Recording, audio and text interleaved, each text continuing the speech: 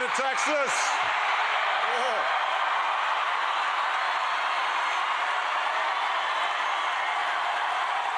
So, all of us on this stage here tonight could not be prouder of the response of Americans when they see their neighbors and they see their friends, they see strangers in need. Americans step up.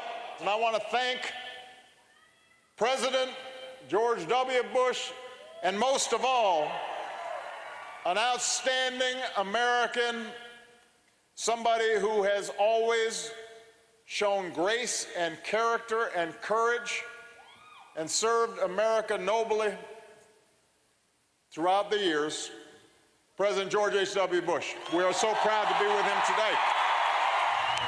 today.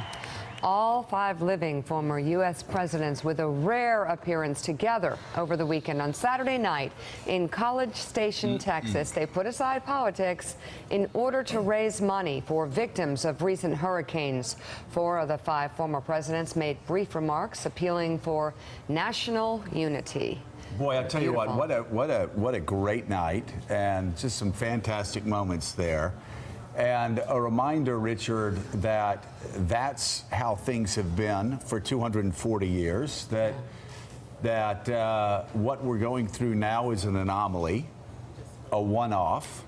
And what people saw on stage there with 5 presidents representing, Americans in the White House from 1976 forward through January 2017, that's the rule. That's how we do it as Americans. That's how we won the Cold War, from Harry Truman to Ronald Reagan. An unbroken chain of presidents working together. Amazing. And it is hopeful. It's bipartisan. It's also people who defeated other people coming together. So they've buried, if you will, the political hatchets. Yeah, and Mark, you could look at every one of those presidents up there, especially if they replaced one another.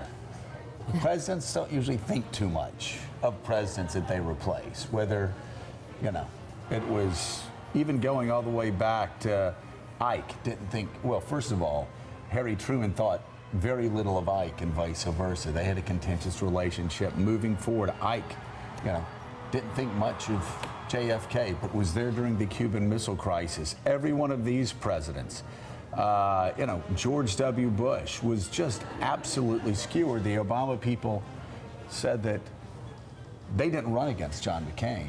They trashed George Bush for a year and a half, but they said when we got elected, it spoke to his character that he opened up the White House and he said, it's your White House. You tell us, we serve you. And that's the grace that has been shown. That's not being shown right now, but the grace that has made America succeed. My hunch is that when the history of the Trump years are written, that night over the weekend will be written about, will be part of it, because of the contrast of what you saw that evening as compared to what we've seen over the last several months. And the real linchpin of the relationship is, I think, the Clintons and the Bushes, who, although President Clinton beat President Bush, those families have grown close, and they share a lot, and they share a common view of what's going on in America today. Here is President Clinton speaking, but watch Bush 43 and Obama behind him. It's fun.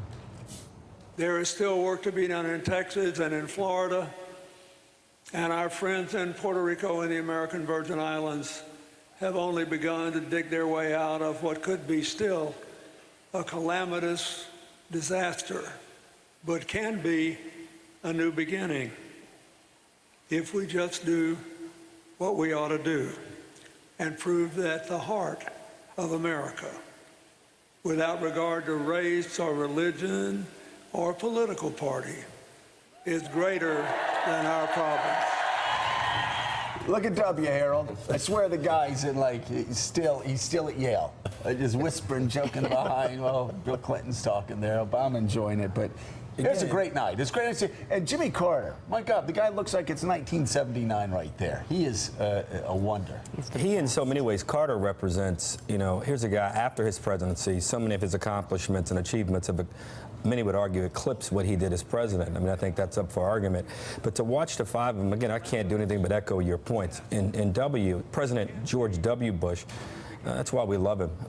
Watching him there in the light moment, and even President Obama, who, as you stated well, much of his presidency was based on running against and legislating against George W. Bush. The two of them have such a great relationship now. And this was about something so much bigger and about something that is missing right now that they were stepping up to help fill in. So with us this. Thanks for checking out MSNBC on YouTube, and make sure you subscribe to stay up to date on the day's biggest stories. And you can click on any of the videos around us to watch more from Morning Joe and MSNBC. Thanks so much for watching.